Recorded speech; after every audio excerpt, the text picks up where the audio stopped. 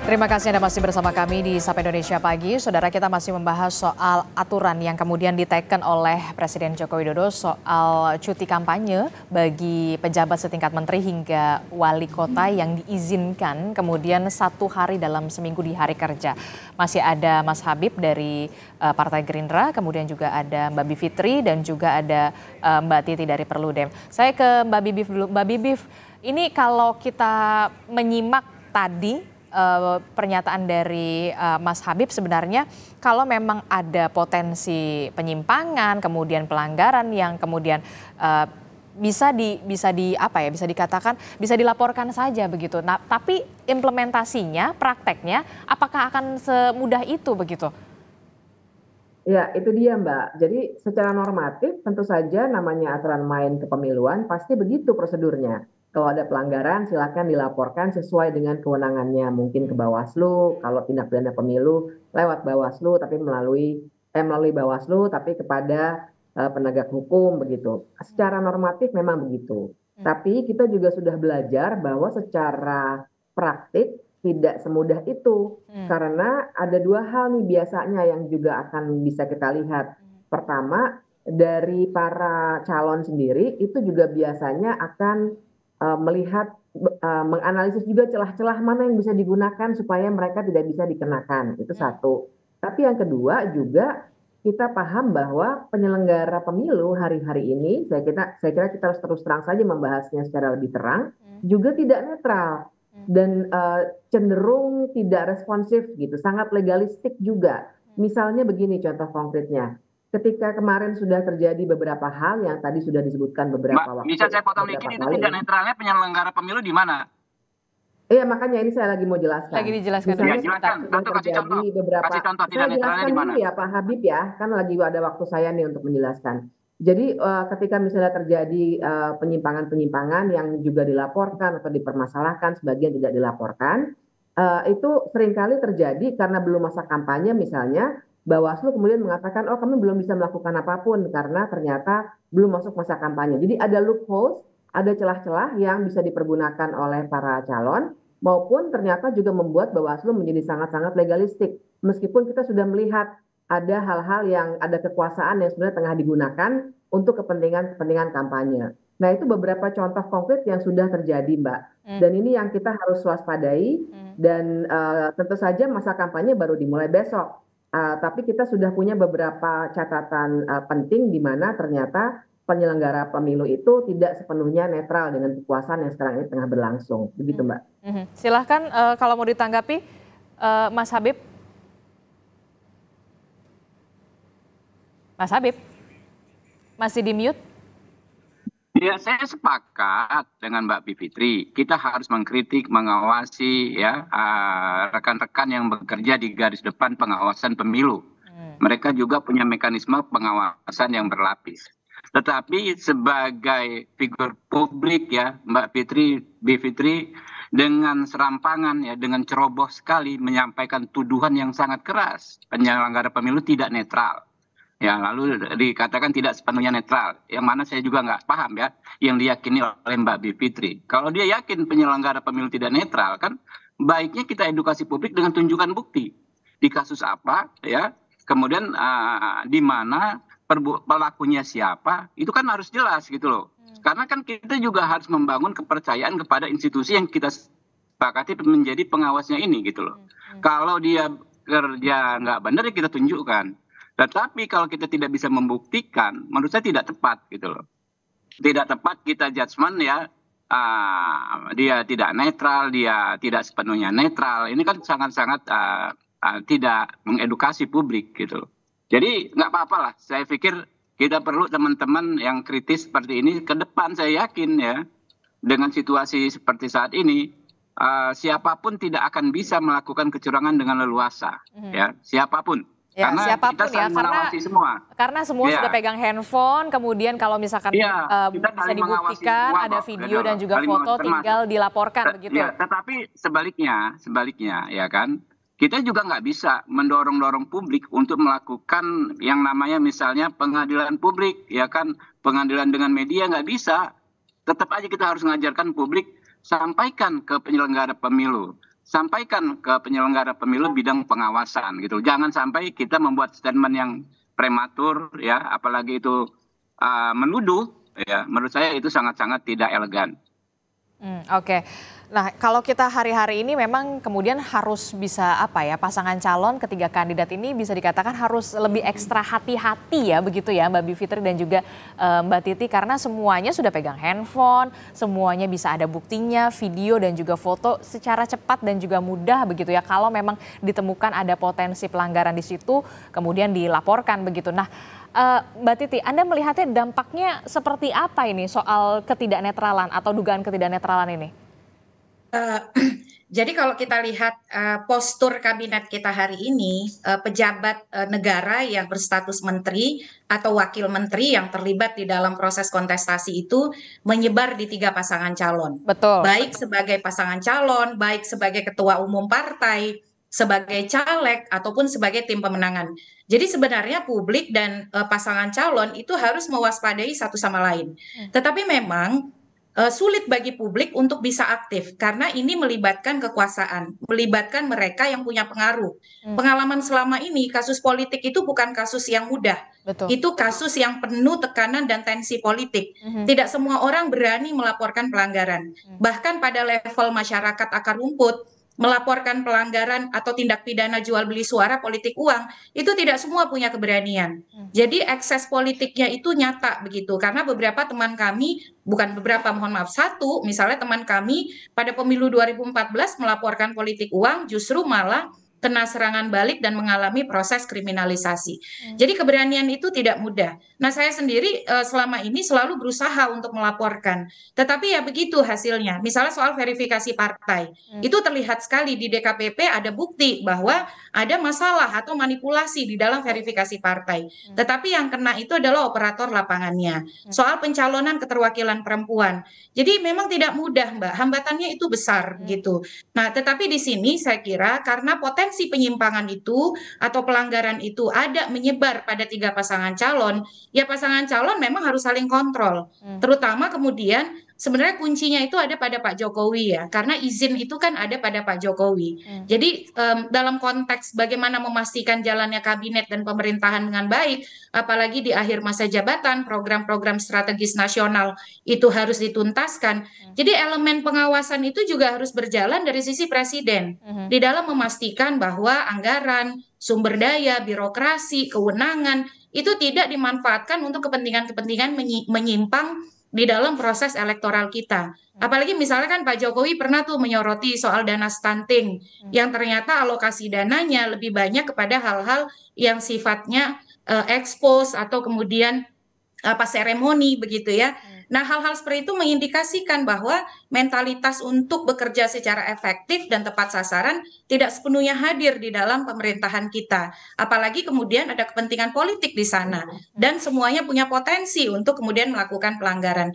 Jadi memang dalam hal ini kita harus menagih ya Bawaslu untuk lebih proaktif, lebih sigap lagi. Karena kalau mengandalkan masyarakat ya terus terang tadi hambatannya banyak begitu, walaupun masyarakat juga melakukan hal yang sama dengan segala modalitas yang mereka punya. Nah, Bawaslu yang saya kira itu sampai hari ini itu kita masih tunggu begitu, karena contoh soal beberapa kasus itu pendekatannya cenderung ya menyerah kepada tidak ada pasalnya, lalu ada aturan, tidak ada sanksinya.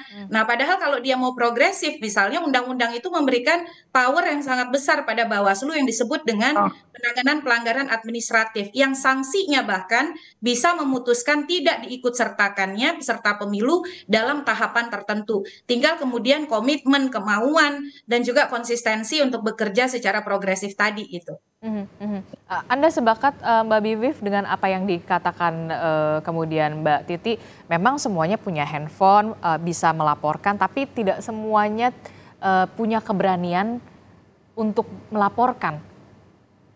Iya, itu jadi soal. Jadi gini, kalau misalnya dibilang masyarakat sipil juga hanya menyebarkan berita-berita yang tidak benar, sebenarnya tidak betul. Karena sebenarnya kelompok-kelompok masyarakat sipil itu kami merasa tidak punya kemewahan untuk memilih saluran mana yang harus kami gunakan untuk mempermasalahkan hal-hal ketidakadilan selama masa pemilu ini. Sehingga kami ke Bawaslu, kami ke DKPP, ke KPU juga pernah, dalam banyak hal ya. Artinya berbagai cara yang tersedia, forum yang formal sesuai Undang-Undang Pemilu yang tentu saja kami semua sangat pahami, maupun yang informal berupa pelaporan-pelaporan langsung oleh masyarakat, rekaman dan seterusnya, tetap diupayakan. Jadi semua channel ini harus kita jaga betul, karena kita ingin supaya pemilu kita jujur dan adil. Betul. Nah, tapi pertanyaan Mbak kan tadi benar sekali, masyarakat juga tidak sepenuhnya merasa aman untuk melakukan perekaman maupun pelaporan-pelaporan seperti itu, karena undang-undang kita juga tidak melindungi. Kita masih punya undang-undang soal ITE misalnya,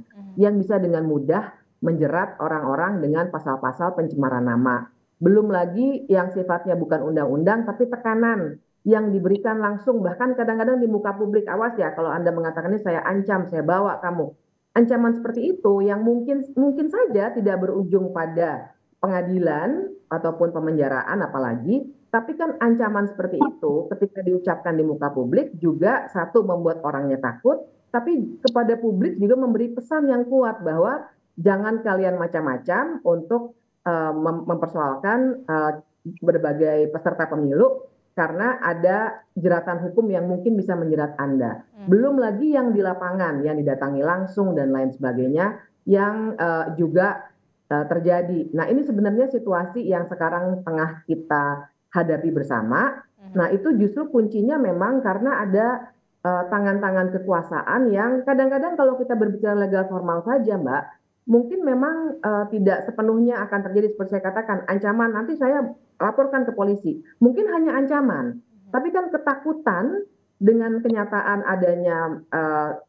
adanya proses hukum, itu dua hal yang berbeda. Ketakutan itu semua orang bisa lakukan atau bisa rasakan dengan lebih cepat, dan itu yang belakangan ini sering terjadi. Apalagi memang sudah ada satu dua contoh-contoh di mana mantan jurnalis seperti Aiman Wicaksono, mantan ya karena dia juga sudah mencalonkan diri, atau misalnya jurnalis lainnya yang juga diancam di muka publik, itu sudah memberikan pesan yang kuat sehingga memberikan juga ancaman yang membuat masyarakat juga punya kekhawatiran.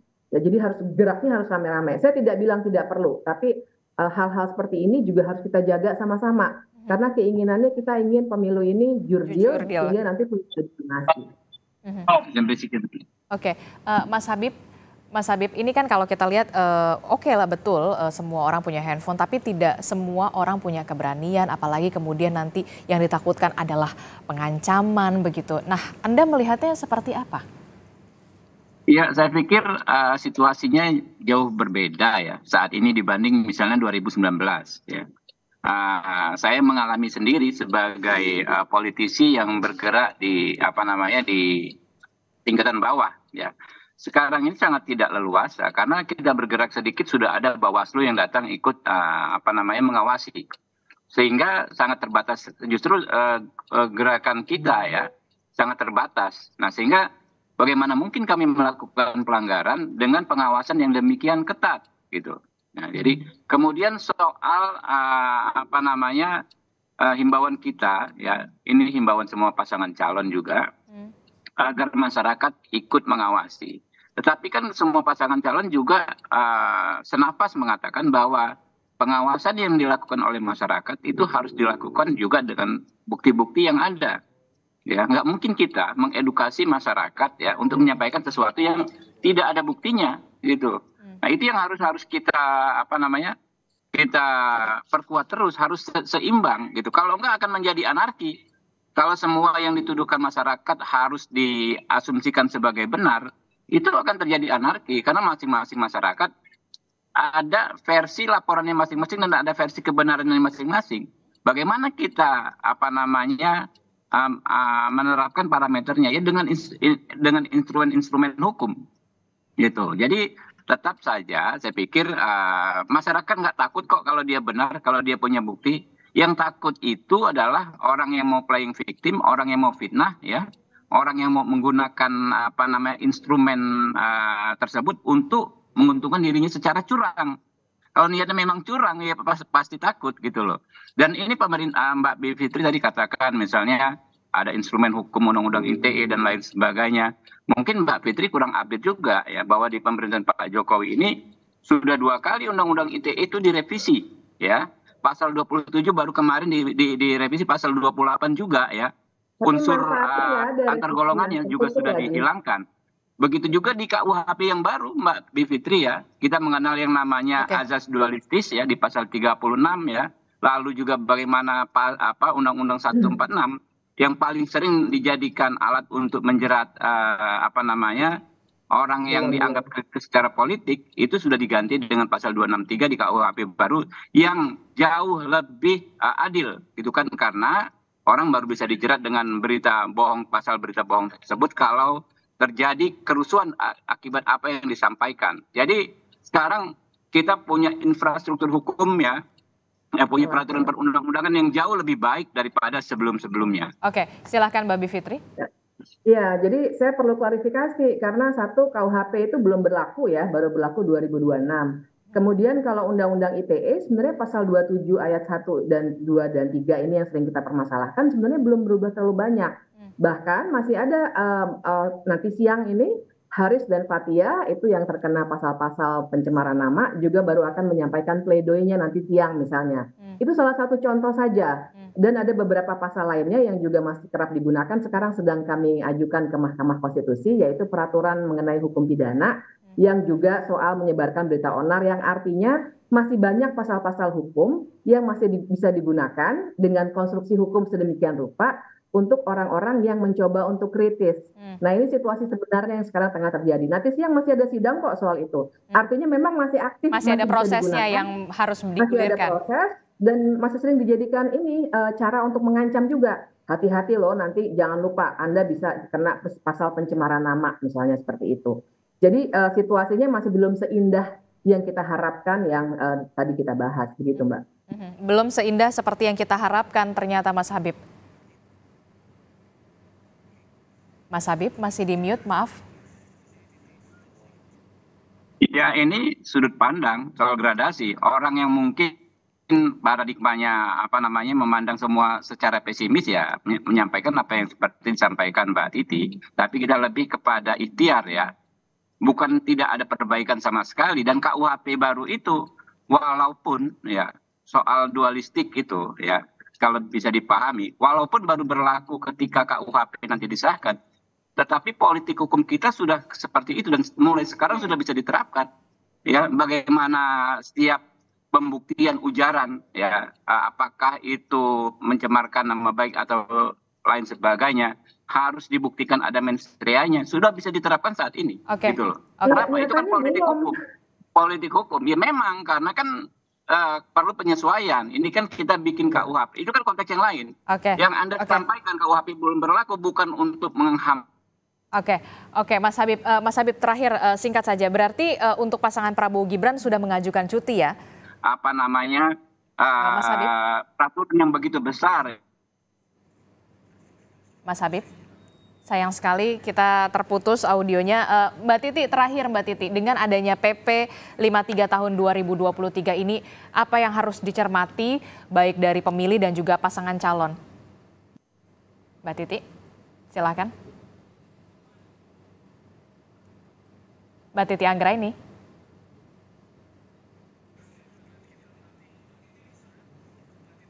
Mbak Titi.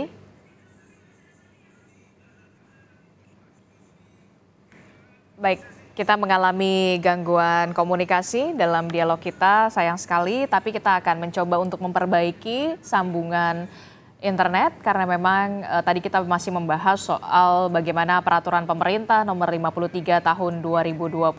Mbak Titi, bisa dengar suara Adisti di studio? Mbak Titi? Nampaknya belum. Ya, baru terdengar kembali tadi. Tidak terdengar. Mohon maaf, kita sempat terputus. Mbak Titi, terakhir singkat saja, apa yang harus dicermati baik itu untuk paslon dan juga pemilih dengan adanya PP 53 tahun 2023? Karena kalau kita lihat memang cutinya cukup 1 hari di hari kerja, kemudian ketika memang pasangan calon ini bisa dikatakan tidak terpilih begitu ya kan, bisa kembali aktif ke jabatan sebelumnya. Iya, potensi dan bias penyimpangan itu sangat mungkin dan sangat kuat untuk terjadi. Karena memang pengalaman selama ini baik di pemilu, baik di pilkada, pemilu itu pileg pilpres ya, ruang-ruang penyimpangan itu terjadi dan kemudian mendapatkan selalu evaluasi dari kita. Sayangnya kan regulasinya tidak berubah. Sampai hari ini regulasinya masih sama dan penyimpangan itu masih terbiarkan untuk bisa terjadi. Oleh karena itu saya kira satu, saya berharap banyak kepada teman-teman media. Karena media sebenarnya yang lebih punya keleluasaan untuk mengekspos dan memberitakan ini. Sementara kalau masyarakat sipil tentu saja gerakan itu juga senantiasa ada ya.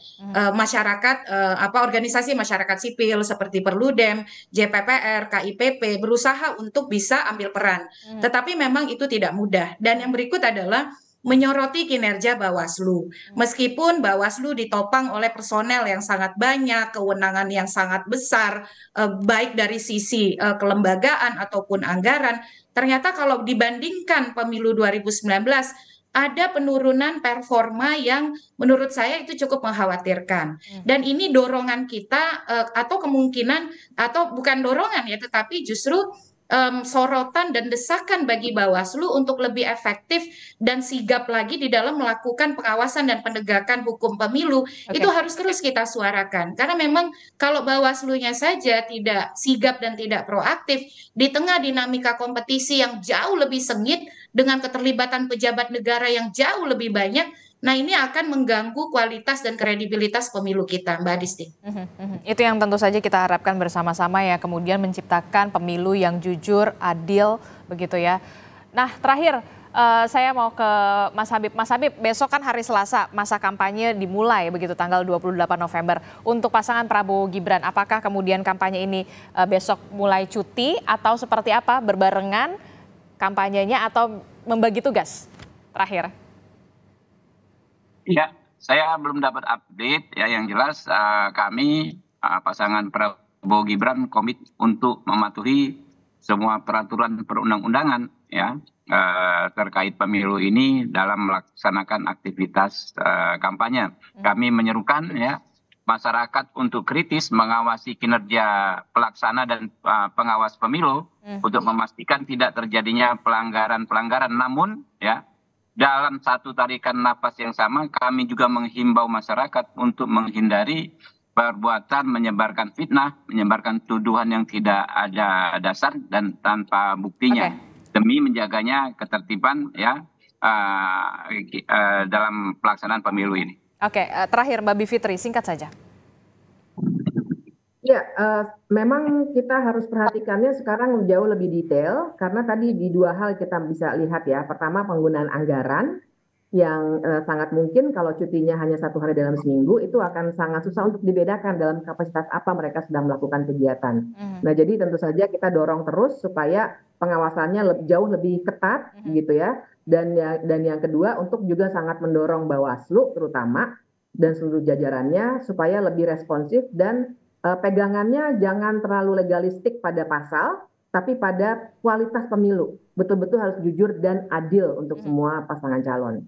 Kita sama-sama punya harapan yang sama begitu ya, pemilu 2024 ini tercipta jujur dan juga adil. Kemudian ada peran-peran, salah satunya adalah media yang punya peran besar juga untuk melakukan pengawasan. Terima kasih Mbak Bivitri telah bergabung bersama kami. Sebelumnya ada Mbak Titi Anggraini dari Perludem dan juga ada Mas Habibur Rahman dari Partai Gerindra. Terima kasih, selamat pagi, sehat-sehat selalu.